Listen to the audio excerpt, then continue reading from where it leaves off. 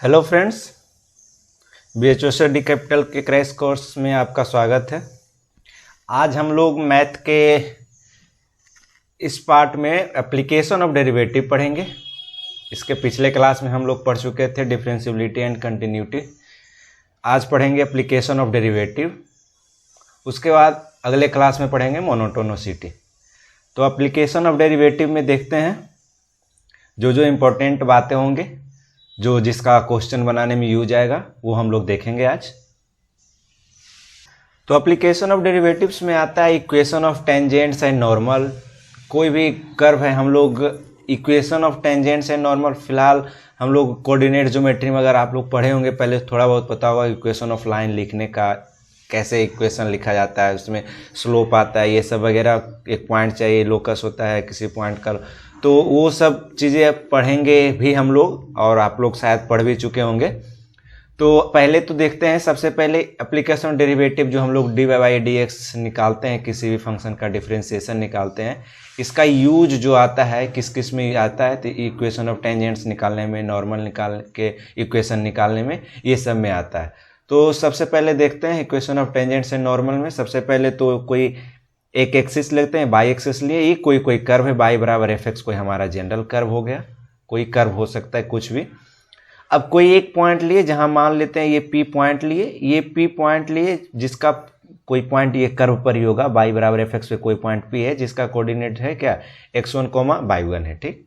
और इस पे एक टेंजेंट खींचे, इस पॉइंट पे किसी भी कर्व के एक पॉइंट से होके किसी भी एक पॉइंट से एक और सिर्फ एक टेंजेंट खींचा जा सकता है। तो ये टेंजेंट्स खींचे हैं, मान लेते हैं, जो कि हमारा एक्स एक्सिस के पॉजिटिव डायरेक्शन से कितना एंगल बना रहा है, थीटा एंगल बना रहा है। तो ये हमारा एंगल थीटा बनाया है। तो स्लोप जो निकालते हैं, इस लाइन का स्लोप क्या होगा, जितना एंगल पॉजिटिव एक्स एक्सिस से बनाता है वो tan थीटा के इक्वल होता है, tan थीटा के इक्वल होता है। और ये जो हम लोग किसी कर्व पे निकालते हैं, एप्लीकेशन डेरिवेटिव के यहाँ यूज आता है क्या, कि हम लोग जो फंक्शन दिया रहता है y बराबर fx, और किसी पॉइंट P बराबर x1, y1 पे हमें निकालना हो स्लोप, तो हम इसको क्या करते हैं, dy/dx निकालते हैं, स्लोप निकालते हैं, dy/dx डिफ्रेंशिएट करते हैं, फिर उसमें ये पॉइंट x के जगह पे x1, y की जगह पे y1 पुट करते हैं, जो वैल्यू आता है वो हमारा स्लोप होता है, और वो tan थीटा के इक्वल होता है। तो ये तो अगर थीटा दिया होता था तो direct tan theta m is equal to, अगर m ये थीटा ना दे के सिर्फ कोई पॉइंट दे, कर्व दे, तो हम इस पॉइंट पे इस तरह से निकाल सकते हैं, डिफ्रेंशिएट करेंगे x के रिस्पेक्ट में, फिर उस वैल्यू पॉइंट के वैल्यू को पुट करेंगे तो वहाँ से हमारा स्लोप आ जाएगा। तो ये स्लोप निकालने का तरीका है। अब आते हैं equation of tangents and equation of normal पे आते हैं, ठीक। तो equation of tangent at any point P of x1, y1 के क्या होता है, तो ये कैपिटल लिख दो, कोई दिक्कत नहीं इसको। y माइनस y1 इंटू क्या होता है, हम लोग स्लोप जब ये लाइन का इक्वेशन देखे होंगे, ये जो कोई लाइन है, कोई पासिंग थ्रू कोई पॉइंट P है x1, y1, और कोई एक अनदर पॉइंट लेते हैं, नॉर्मल पॉइंट x, y, तो इक्वेशन ऑफ लाइन कैसे लिखते हैं, y minus y1 into slope into x minus x1, यही लिखते हैं ग्राफ, ये इक्वेशन यही लिखते हैं उस लाइन का। तो वही टेंजेंट हमारा एक लाइन है, तो लाइन का इक्वेशन क्या आएगा, तो कोई एक पॉइंट चाहिए, पॉइंट मिल गया, कोई अपने मन से इस पे कोई पॉइंट मान लेते हैं, नॉर्मल पॉइंट x, y ये मानते हैं। तो इक्वेशन ऑफ लाइन क्या होता है, y minus y1 into dy/dx at point x1, y1। उस पॉइंट पे हम लोग स्लोप निकालना भी देख लिए, उसके फंक्शन जो दिया रहेगा y बराबर f है, उसको x के रिस्पेक्ट में डिफरेंशिएट करो, पॉइंट पुट करो, तो हमारा सा स्लोप आ जाएगा। तो y minus y1 into m के जगह पे dy/dx इंटू x माइनस, इसको लिख सकते हैं ऐसे, x माइनस x1, ये हो गया y minus y1 into dy/dx at point x1, y1 into x minus x1।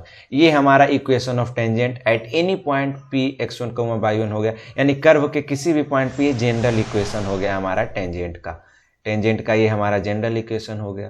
तो एक पॉइंट चाहिए, उस पॉइंट से हमारा इक्वेशन लिख सकते हैं, क्योंकि उसी पॉइंट से हम स्लोप भी निकाल सकते हैं उस कर्व का, और उस एक ही पॉइंट चाहिए, एक नॉर्मल पॉइंट, जनरल पॉइंट मानते हैं x, y, वहाँ से हमारा इक्वेशन ऑफ टेंजेंट्स आ जाएगा। इक्वेशन ऑफ नॉर्मल, तो यानी कि उसी पॉइंट पे नॉर्मल निकालना है, जो टेंजेंट है उसी पे ये नॉर्मल खींचे हैं, तो ये हम लोग पढ़े थे कोऑर्डिनेट ज्योमेट्री या पढ़ेंगे कि स्लोप जो होता है टेंजेंट का m1 होता है, मान लेते हैं, और नॉर्मल का m2, तो दोनों का प्रोडक्ट क्या होता है -1। अगर इसका हम स्लोप पता कर लेते हैं m1 तो m2 अपने आप निकल के आ जाएगा -1/m1 से। यहाँ से दिख रहा है तो m1 हमारा क्या होता है dy/dx, तो dx ऊपर जाएगा और dy नीचे, यानी -dx/dy आ जाएगा स्लोप, नॉर्मल का स्लोप।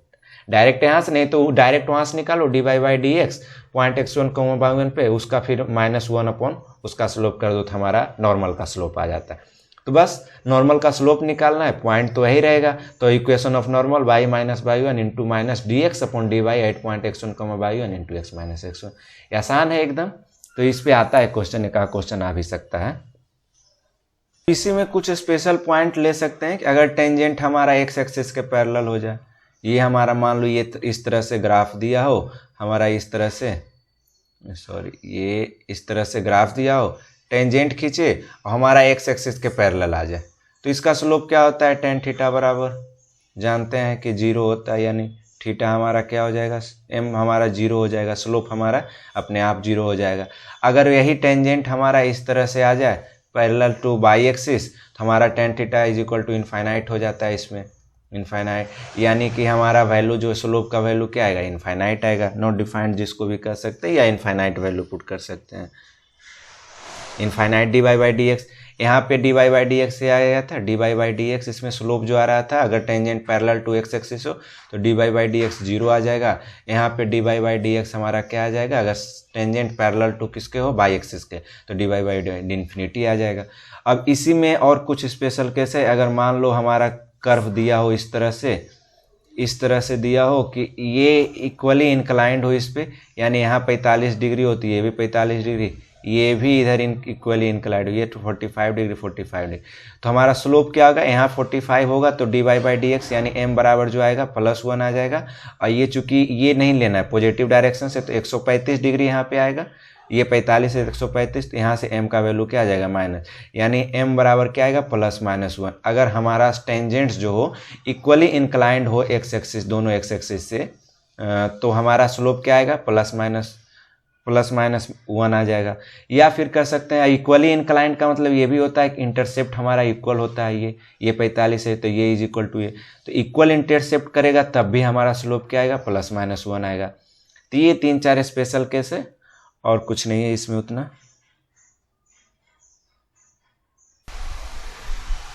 अब देखते हैं tangent from an external point. कोई एक्सटर्नल पॉइंट P है, a, B दिया हुआ एक्सटर्नल पॉइंट PA, B, उससे हमें क्या खींचना है, इस पे किसी भी कर्व पे टेंजेंट्स जनरल खींचना है कि कोई टेंजेंट खिंचाएगा एक पॉइंट से, वो कर्व पे कितना भी एक से ज़्यादा भी खिंचा सकता है टेंजेंट। इस तरह से कर्व हो तो इधर भी खिंचा सकता है, इधर भी खिंचा सकता है, तो वो तो कितना भी, ये नहीं मुझे फाइंड करना है कितना टेंजेंट खिंचाना है। टेंजेंट जो खींचते हैं एक्सटर्नल पॉइंट्स उसका इक्वेशन कैसे लिखें, तो मान लेते हैं कि P एक एक्सटर्नल पॉइंट है जो नहीं लाई कर रहा है y बराबर fx पे, a, b। एक अदर पॉइंट मान लेते हैं Q दिया रहेगा x1, y1, या नहीं दिया रहेगा, मान लेंगे x1, y1 जो लाई कर रहा है किस पे, y बराबर fx पे लाई कर रहा है, ठीक। तो ये अगर पॉइंट ये x1, y1 इस पे लाई कर रहा है तो इसको सेटिस्फाई करेगा, यानी कि यहाँ पे पुट करेंगे y बराबर y1, x बराबर x1, तो y1 बराबर f(x1) आ जाएगा। यहाँ से एक इक्वेशन यहाँ से बन जाएगा y1 और x1 में। अब दूसरा इक्वेशन, तभी तो x1, दो इक्वेशन चाहिए, दो अननोन x1, y1 सोल्व करेंगे, 2 पॉइंट मिल जाएगा। अब किसी भी लाइन का इक्वेशन लिखने के लिए अगर 2 पॉइंट मुझे मालूम है तो इक्वेशन आराम से लिख सकते हैं। स्लोप मिल जाएगा किसी एक पॉइंट को लेकर y - y1 into m into x - x1, हम लोग स्लोप लिख सकते, इसका इक्वेशन ऑफ टेंजेंट्स लिख सकते हैं आसानी से। तो कोई भी लाइन का इक्वेशन लिखने के लिए 2 पॉइंट चाहिए, या फिर 1 पॉइंट और स्लोप चाहिए। यहाँ तो स्लोप नहीं है तो इसलिए हम क्या चाहिए, 2 पॉइंट चाहिए। तो 1 पॉइंट तो दिया रहेगा, 1 पॉइंट मान लेंगे x1, y1 जो किसी जहाँ पे टच कर रहा है टेंजेंट वहाँ पे होगा, जो कि टेंजेंट पे भी लाई करेगा और कर्व पे भी लाई करेगा। तो यहाँ से ठीक है, ये पॉइंट सेटिस्फाई करेगा कर्व को, यानी y बराबर f(x1).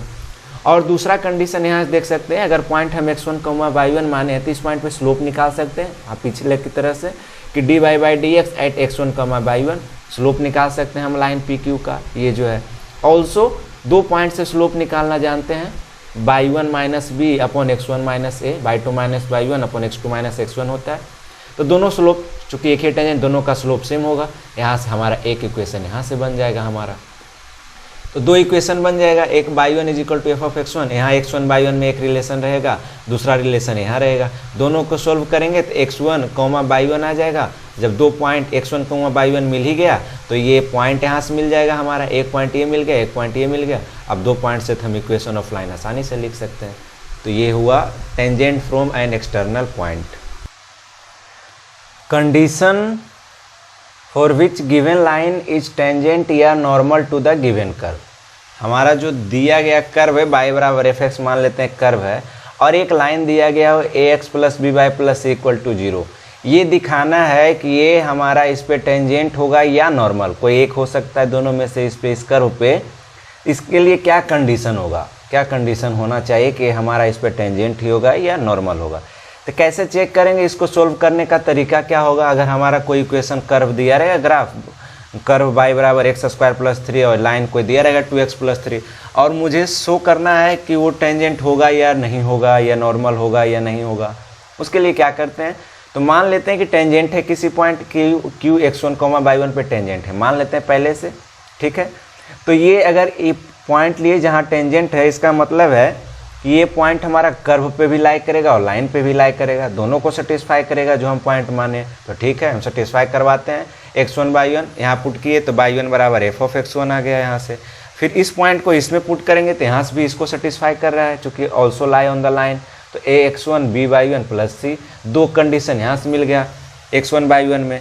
अब तीसरा कंडीशन ये भी तो हो सकता है कि इस पॉइंट पे जो स्लोप आएगा हमारा कर्व का dy by dx eight x1 y1, यहाँ से आएगा हमारा स्लोप इज इक्वल टू, इस लाइन का स्लोप तो जानते हैं, इसको सिंप्लीफाई करेंगे यहाँ से क्या आएगा minus a by b x आएगा प्लस c बाई बी आएगा, यहाँ से यही आएगा। इसको लिखेंगे y is equal to m x plus c के फॉर्म में। तो यहाँ से स्लोप दिख रहा है, क्या आ रहा है माइनस a बाई बी आ रहा है, यानी स्लोप जो आएगा ये कर्व पे किसी पॉइंट था उस पर टेंजेंट का स्लोप लिख लिए dy by d x at x1 y1, आइए ऑलरेडी इसका दिया रहेगा is equal to minus a by, यानी तीन कंडीशन आएगा। ये तीनों को सोल्व करके और सोल्व करेंगे हम जो फर्स्ट सेकेंड एंड थर्ड, तो हमारा कंडीशन अपने आप मिल जाएगा, क्वेश्चन से अपने आप बन जाएगा। इससे तीन कंडीशन अपने आप पता चल जाएगा कि टेंजेंट होगा या नॉर्मल होगा। ये तीन कंडीशन बनाओ और x1 y1 के लिए सोल्व कर दो, वही हमारा जो होगा वो कंडीशन हो जाएगा। Condition for which line tangent होगा या फिर नॉर्मल होगा, यही कंडीशन होगा। अब हम लोग देखेंगे लेंथ ऑफ टेंजेंट, नॉर्मल, सब टेंजेंट एंड सब नॉर्मल। लेंथ ऑफ टेंजेंट यानी कि कोई एक हमारा एक कर्व दिया है y बराबर एफ एक्स, y बराबर एफ एक्स कर्व दिया है। तो लेंथ ऑफ टेंजेंट हुआ कि हमारा एक्सिस से उसको टेंजेंट को खींचो, इस पे इस पॉइंट पे खींचो, एक्सिस को जहाँ कट करे वो मान लो ये टी पॉइंट पे टच कर रहा है, जाके कट कर रहा है एक्स एक्सिस को। तो टी से और जहाँ पे टेंजेंट खींचता है कर्व पे जो पॉइंट पी है, पी से टी के बीच के डिस्टेंस को क्या कहते हैं, टेंजेंट का लेंथ निकालते हैं। लेंथ ऑफ टेंजेंट ये होता है ना कि ये तो बढ़ता ही चला जाएगा बहुत दूर, लेकिन लेंथ ऑफ टेंजेंट का मतलब होता है टेंजेंट जिस पॉइंट पे खींच रहे हैं उसके भी उससे और पॉइंट एक्स एक्सिस के बीच के डिस्टेंस का डिस्टेंस जो होता है वो लेंथ ऑफ टेंजेंट होता है। यानी लेंथ ऑफ टेंजेंट यहाँ क्या हो जाएगा, पीटी हो जाएगा। उसी तरह लेंथ ऑफ नॉर्मल, जिस पॉइंट पे हमारा नॉर्मल खींचे हैं उस पॉइंट से एक्स एक्सिस पे के बीच का डिस्टेंस, हमारा ये पॉइंट ऑफ क्या हो जाएगा, नॉर्मल। नॉर्मल का मतलब इसलिए ये दोनों एक दूसरे से 90 डिग्री पे होना चाहिए। तो पी एन हमारा हो जाएगा length of normal, P T हो जाएगा लेंथ ऑफ टेंजेंट, और उसके बाद सब टेंजेंट है सब नॉर्मल। सब टेंजेंट होता है यही टेंजेंट्स का हम लेते हैं इमेज लेते हैं, इसका यहाँ पे लेते हैं ये शैडो लेते हैं, इसका शैडो इस टेंजेंट का पीटी का शैडो कहाँ बनेगा, टीएम बनेगा, जहाँ से परपेंडिकुलर खींचो। तो लेंथ ऑफ सब टेंजेंट का लेंथ जो क्या होगा, टीएम के इज इक्वल टू होगा। Similarly length of sub normal PN का ये है, इसका हम शैडो देखेंगे तो एक्स एक्सिस पे ये आएगा एमएन आएगा, परपेंडिकुलर डायरेक्शन ये लेंगे इसका तो ये आएगा एम एन आएगा, यानी length of sub normal M N हो जाएगा हमारा। तो length of tangent P T, length of normal P N, length of sub tangent T M and length of sub normal M N आ जाएगा हमारा। ये हो गया। तो length of tangent P T का निकालने का फार्मूला होता है मॉड ऑफ, मॉड लेते हैं पॉजिटिव, लेंथ चूंकि निकाले हैं तो मॉड में ही आएगा हमारा, तो इसलिए mod of by into root under 1 plus d x upon d y का होल स्क्वायर होगा। ठीक है। ये पॉइंट दिया रहेगा एक्स कॉमा बाई, तो हम निकाल लेंगे बाई का वैल्यू यही है, ये एक्स कॉमा बाई, ये है बाई, यहाँ बाई वैल्यू पुट करेंगे और root under 1 plus d x upon d y. इसको जो हमारा ये फंक्शन दिया रहेगा उसको बाई के रिस्पेक्ट में डिफ्रेंशिएट करना है और पॉइंट को पुट करना है एक्स कॉमा बाई, वहाँ से जो आएगा 1 plus d x upon d y, यहाँ से हम कैलकुलेट करेंगे तो लेंथ ऑफ टेंजेंट यहाँ से फाइंड हो जाएगा आसानी से। उसके बाद ये by comma x comma by small वाला है जो ये पॉइंट है, ये बाई बराबर एफ एक्स है, ग्राफ है, ये बाई अलग है, ये बाई अलग है, तो ये ध्यान देना है। तो इसमें ये ध्यान देने की बात है, लेंथ ऑफ टेंजेंट में क्या करते हैं, by into root 1 upon d x upon d y निकालते हैं, ना कि d y by d x निकालते हैं, ठीक। दूसरा में लेंथ ऑफ नॉर्मल में भी सेम वही by into mod of length है, चूंकि मॉड होगा तो by into root under 1 plus, इसमें क्या है डायरेक्ट देखो d y by d x का होल स्क्वायर निकालना, मैंने d y by d x निकालो उस पॉइंट पे, उसके बाद उसका स्क्वायर करो तो 1 प्लस समथिंग आएगा, यहाँ से बाहर निकलेगा, बाई से मल्टीप्लाई करो, लेंथ ऑफ नॉर्मल आ जाएगा। लेंथ ऑफ सब टेंजेंट क्या होगा, लेंथ ऑफ सब टेंजेंट दिख रहा है कि ये हमारा थीटा जो है क्या है D x upon d by, और ये हमारा क्या है, ये है हमारा बाई वैल्यू, ये हमारा एक्स वैल्यू है, ये इस पॉइंट से अगर देखें तो सेंटर से लेके यहाँ तक के बीच का डिस्टेंस x है, अगर ये पॉइंट टी यहाँ कट कर रहा है तो वरना ये x भी नहीं होगा अगर पॉइंट और पहले हो तो लेकिन ये गारंटी है कि ये बाई होगा, इस पॉइंट से इस पॉइंट के बीच का डिस्टेंस, ये परपेंडिकुलर डिस्टेंस क्या है, बाई है, तो ये बाई होगा। ये स्लोप है, ये बाई है, इसका निकालेंगे टेन थीटा बराबर क्या होता है, बाई अपॉन एक्स, यानी यहाँ से वैल्यू आ जाएगा हमारा लेंथ ऑफ सब टेंजेंट जो आ जाएगा, यहाँ से देखते हैं थीटा हमारा क्या है, टेन थीटा बराबर क्या आएगा यहाँ से, तो d y by by d x आएगा, d y upon d x is equal to क्या होता है, टेन थीटा बराबर y upon length of sub tangent T M निकालना हो, टी एम ये, तो यहाँ से देख सकते हैं, अच्छा D by by upon d x है ये, ठीक है। तो हमारा निकालना है टी एम, तो टी एम बराबर क्या हो जाएगा, बाई उधर ही रहेगा, अब डी एक्स ऊपर जाएगा, बाई नीचे आ जाएगा, d x upon d y आ गया, यही लेंथ निकालना था, तो चूँकि मोड है तो लेंथ ऑफ सब टेंजेंट निकाल लेंगे आसानी से, अगर ये हमारा बाई वैल्यू पता रहेगा और स्लोप उस पॉइंट पे निकाल ही लेंगे टेन थीटा, तो हमारा आसानी से लेंथ ऑफ सब टेंजेंट निकाल लेंगे। सब नॉर्मल भी सेम वही, ये बाई का वैल्यू है, इसका स्लोप निकालो इस पॉइंट पे स्लोप निकालेंगे, तो ऐसे भी इसका स्लोप है d y by d x, इसका क्या आएगा minus d x upon d y, तो यहाँ ये हो जाएगा by into d y upon d x, minus से प्लस हो जाएगा चूँकि मोड ले रहे हैं, तो ये तो लेंथ ऑफ सब नॉर्मल भी आसानी से निकाल सकते हैं। यानी कोई एक ग्राफ, ये कोई फंक्शन दिया रहेगा एफ एक्स, यानी कोई कर्व दिया रहेगा, एक पॉइंट दिया रहेगा, आसानी से हम लोग टेंजेंट निकाल सकते हैं, नॉर्मल निकाल सकते हैं, length of tangent, length of normal, length of sub tangent ये होता है, लेंथ ऑफ सब टेंजेंट ये हो गया, लेंथ ऑफ सब नॉर्मल ये हो गया। हम लोग आसानी से इस फार्मूला को यूज करके निकाल सकते हैं, या फिर डायरेक्ट ऐसे भी निकाल सकते हैं, ये केवल, लेकिन ये ध्यान रखना है, जल्दी क्वेश्चन करना हो तो ये फार्मूला को ध्यान रखना होगा। अब आते हैं एंगल बिटवीन द कर्व्स, ये तो आसान है। एंगल बिटवीन द कर्व्स का मतलब हुआ एक कर्व हमारा देख लेते हैं, ये C1 हमारा एक कर्व है, एक C1 कर्व है, एक दूसरा कर्व हमारा लेते हैं C2 लेते हैं, तो ये दोनों के बीच का एंगल निकालने का मतलब है, एंगल बिटवीन कर्व्स निकालने का मतलब है, अगर जहाँ पे कट किया पॉइंट ऑफ इंटरसेक्शन मान लेते हैं x1, y1, तो उस पॉइंट पे हम दोनों कर्व का टेंजेंट खींचेंगे, यानी C1 कर्व का हम टेंजेंट खींचे हैं T1 और C2 कर्व का हम टेंजेंट खींचे हैं T2, तो हमारा जो कर्व के बीच का एंगल वही होगा जो हमारा दोनों टेंजेंट के बीच का एंगल होगा, यानी थीटा होगा। तो कर्व के एंगल, दो कर्व के बीच का एंगल का मतलब ही हो गया कि उसके उस पॉइंट पे जहाँ पे कट कर रहा है कर्व, उस पॉइंट पे दोनों का टेंजेंट के बीच का एंगल वही हमारा होता है दोनों कर्व के बीच का एंगल। तो दोनों टेंजेंट का एंगल निकालना आसान है, T1 निकालते हैं, किसी इस कर्व के C1 पे किसी पॉइंट पे टेंजेंट खींचना, उसका स्लोप क्या होगा, d y by d x at point x1, y1, इस पॉइंट C1 से हमारा निकल जाएगा, वहाँ से हमारा T1 का टेंजेंट M1 निकल के आ गया मान लो। उसी तरह C2 पे भी उसी पॉइंट पे निकालेंगे d y by d x करके x1, y1 पे, तो हमारा M2 आ जाएगा, यानी टेंजेंट T2 का हमारा स्लोप आ जाएगा। अब दो लाइन के बीच का एंगल का दो लाइन के बीच का एंगल निकालना हो तो हम कैसे फार्मूला जानते हैं कि दो लाइन के बीच का एंगल निकालने के लिए टेन थीटा बराबर, तो दोनों का स्लोप चाहिए, तो क्या होता है mod of m2 minus m1 upon 1 plus m1 into m2, ये होता है दो कर्व के बीच का एंगल निकालने का टेन थीटा का फार्मूला। अगर दोनों का स्लोप मालूम हो तो स्लोप आसानी से निकाल सकते हैं, पॉइंट ऑफ इंटरसेक्शन मालूम ही रहेगा।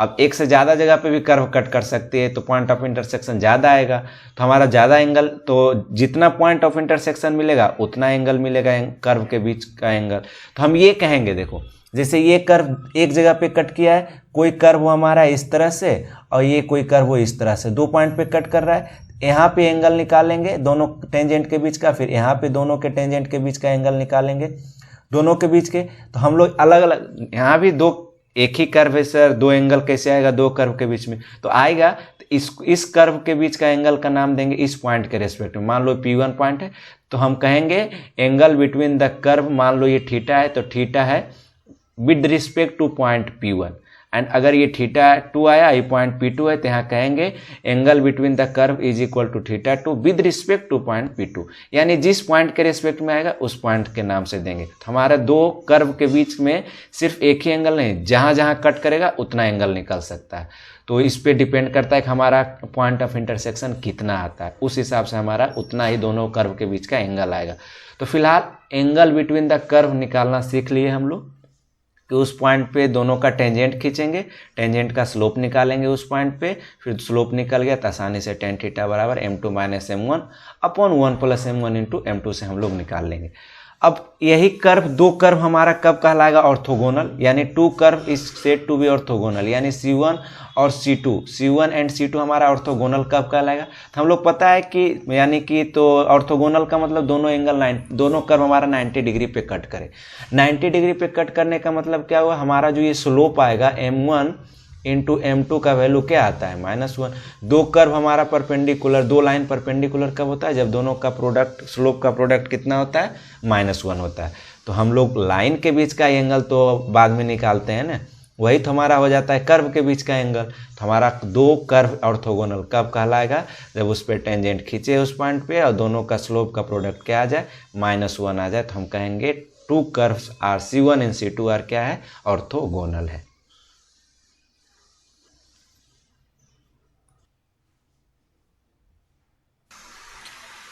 अब आते हैं मीन वैल्यू थ्योरम्स पे। मीन वैल्यू थ्योरम्स में 2 थ्योरम दिए है मीन वैल्यू थ्योरम्स में। पहला है रोज थ्योरम, दूसरा है लैग्रेंजेज मीन वैल्यू थ्योरम है। तो सबसे पहले देखते हैं रोज थ्योरम में। रोज थ्योरम में क्या है कि इफ अ फंक्शन fx हमारा जो है इज दिया हुआ कंडीशन, रोज थ्योरम के लिए कोई फंक्शन fx दिया हो तो क्या क्या कंडीशन होना चाहिए रोज थ्योरम होने के लिए।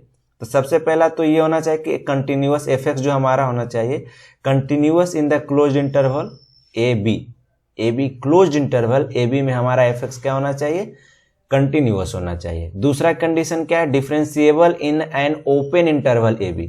ये क्लोज इंटरवल AB नहीं, ओपन इंटरवल, A और B पर नहीं भी होगा तो चलेगा, लेकिन ओपन इंटरवल AB में हमारा फंक्शन क्या होना चाहिए, डिफरेंशिएबल होना चाहिए। तीसरा कंडीशन क्या होना चाहिए साथ साथ कि f ऑफ A बराबर f ऑफ B। ये तीनों कंडीशन एक साथ फॉलो करना चाहिए, यानी इसमें कोई एक भी अगर फॉलो नहीं किया तो हमारा फंक्शन क्या होगा, रोज थ्योरम नहीं होगा। रोज थ्योरम क्या होगा, सेटिस्फाई नहीं करेगा।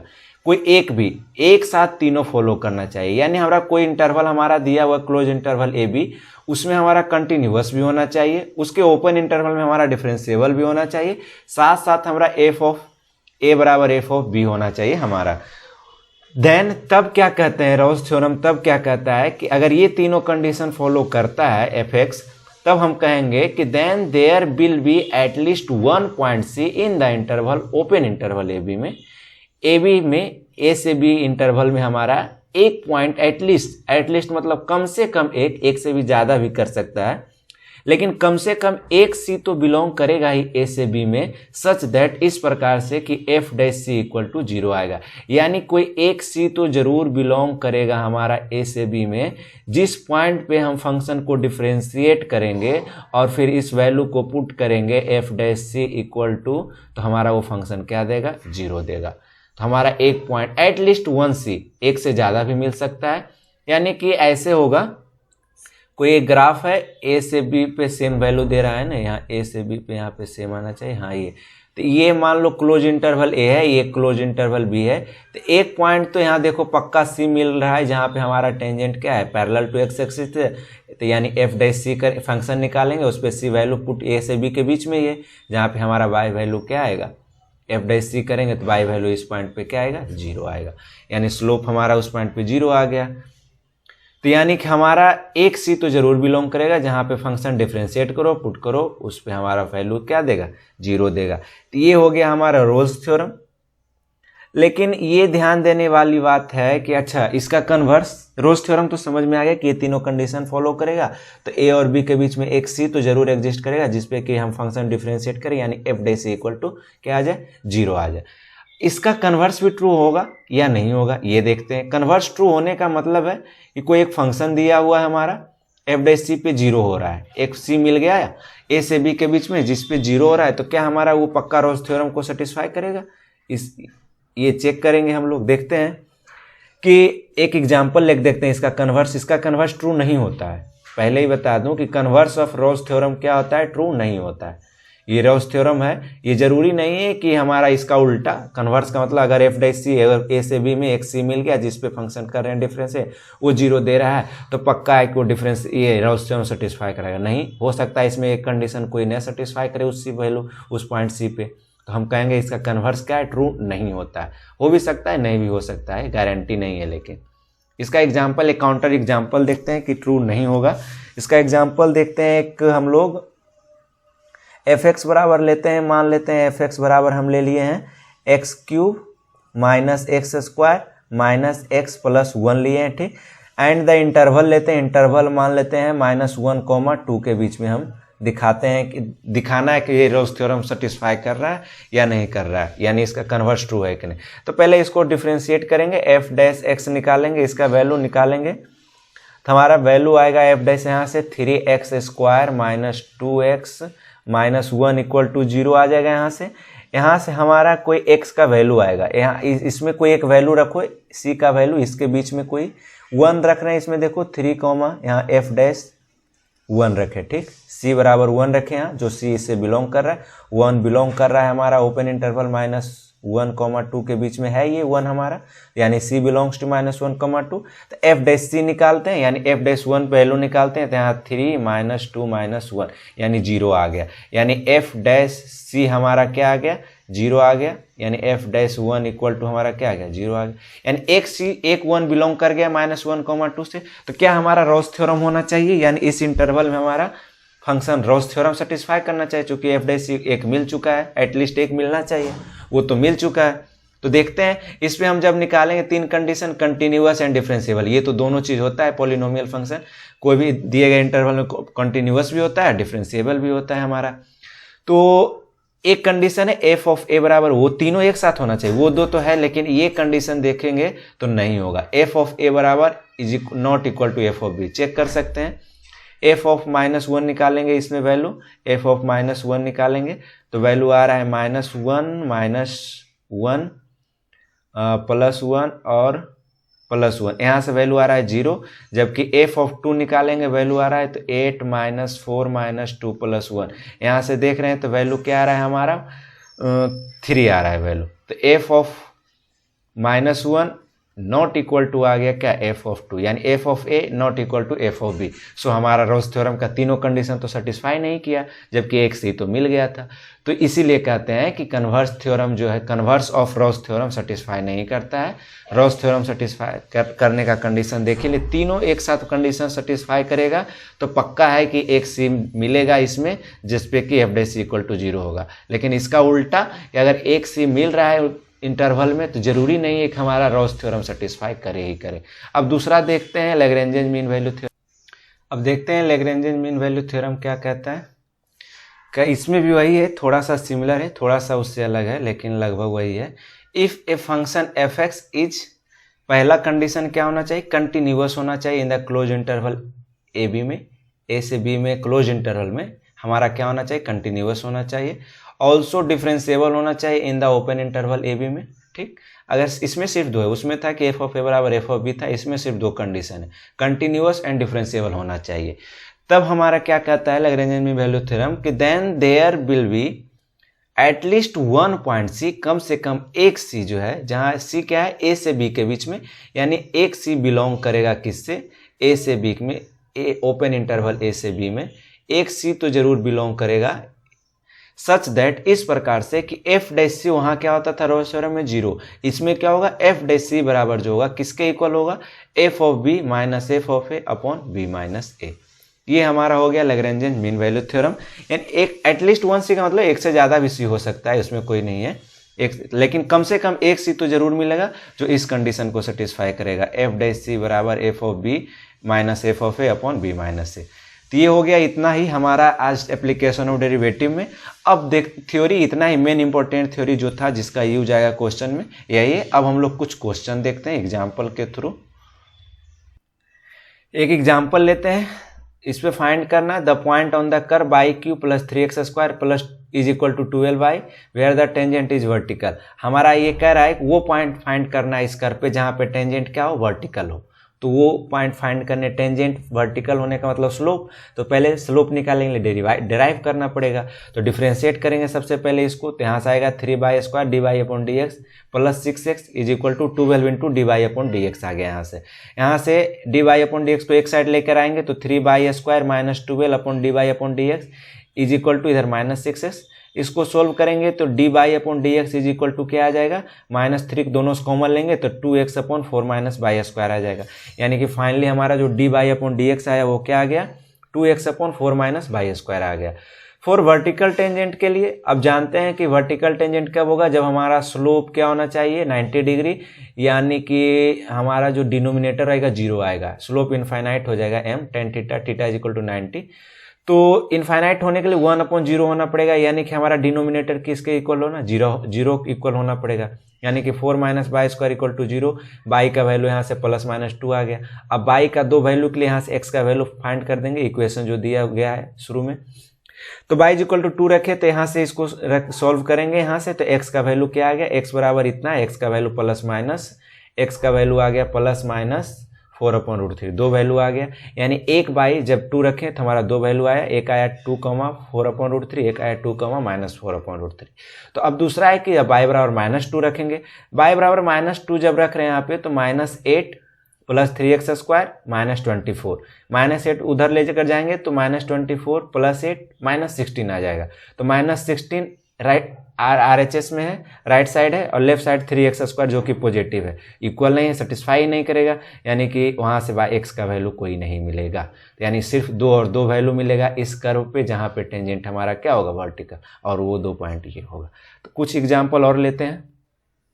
एक एग्जाम्पल लेते हैं, दिया हुआ है if a plus b plus c equal to 0 then the quadratic equation हमारा दिया हुआ है 3x² plus 2bx plus c equal to 0 has. तो ऑप्शन दिया है at least 1 root in 0,1, 1 root in इतना एंड अदर रूट इन इतना, imaginary root none of this. सिर्फ एक ही कंडीशन दिया a plus b plus c equal to 0, और कुछ इसके बारे में दिया नहीं, तो हम लोग डायरेक्ट रूट तो फाइंड नहीं कर सकते हैं, यहाँ कुछ तो लगाना पड़ेगा, कुछ लगेगा इस पे, कोई और फार्मूला या कोई थ्योरम वगैरह से निकाल सकते हैं इसको। तो हम लोग चूंकि रॉस थ्योरम पढ़ चुके हैं, मीन वैल्यू थ्योरम पढ़ चुके हैं, उसी का यूज होगा इसमें।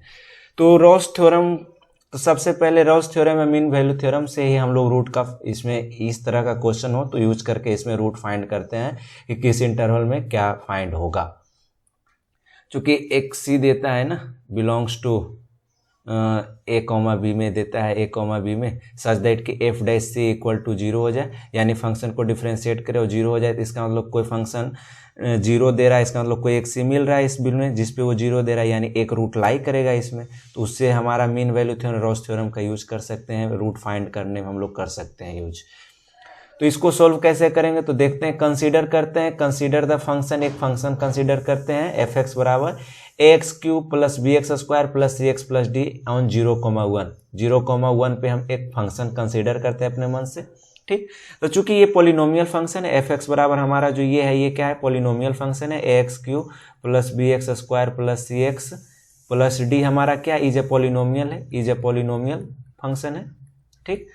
तो हम जानते हैं कि पॉलिनोमियल फंक्शन जो होता है कंटिन्यूअस होता है, f(x) हमारा क्या हो जाएगा, यहाँ पे कंटिन्यूअस है, ये कंडीशन देखेंगे कि सेटिस्फाई कौन कौन कर रहा है, तो कंटिन्यूअस है इन क्लोज इंटरवल 0,1 में। एंड ऑल्सो पॉलिनोमियल फंक्शन क्या होता है, डिफरेंशिएबल भी होता है, डिफरेंशिएबल भी हमारा है किस में, इन इंटरवल 0,1 में हमारा डिफरेंशिएबल भी है। And also f of zero value पहले फाइंड करते हैं। एफ ऑफ जीरो पे डी दे रहा है और एफ ऑफ वन पे निकालेंगे। एफ ऑफ वन पे वैल्यू आ रहा है कितना, a plus b plus c plus d दे रहा है। और चूंकि कंडीशन इक्वेशन में दिया था a plus b plus c equal to zero, this implies कि एफ ऑफ वन बराबर क्या आ गया, डी आ गया। तो दिस इंप्लाइज कह सकते हैं क्या, एफ ऑफ जीरो बराबर एफ ऑफ वन आ गया, दोनों का वैल्यू डी आ गया। तो ये तीनों कंडीशन सेटिस्फाई करता है। तो ये क्या कहता है, इस रोज थ्योरम इसका मतलब हमारा अप्लाई होगा।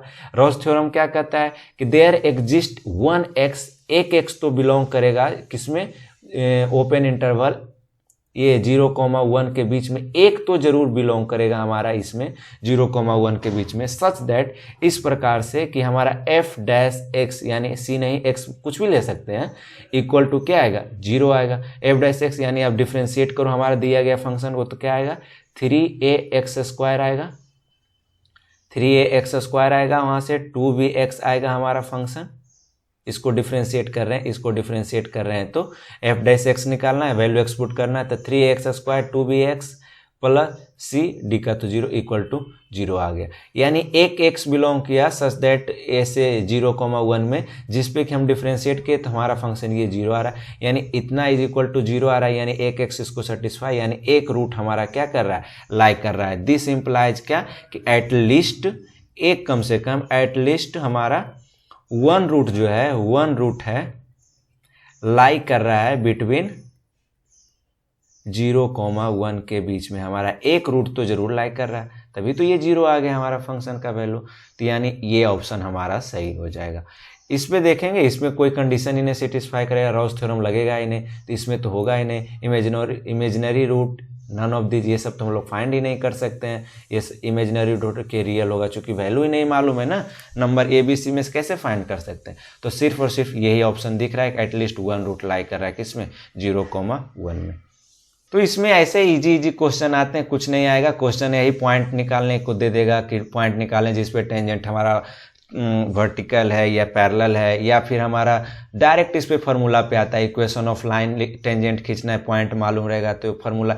इसमें कोई ज़्यादा क्वेश्चन नहीं रहे, आप लोग लगाइएगा, क्वेश्चन आसानी से बनेगा। जो कंसेप्ट बताएं सारा थ्योरी, इसमें ज़्यादा क्वेश्चन कराने की ज़रूरत नहीं है, बाकी तो बाद में आप लोग प्रैक्टिस कीजिएगा आसानी से, सारा फार्मूला बेस्ड इसमें क्वेश्चन है, इसमें कोई दिक्कत नहीं होगा। तो ठीक है, इसमें इस लेक्चर को ज़्यादा नहीं लंबा खींचेंगे, आज के लिए इतना ही। Thank you.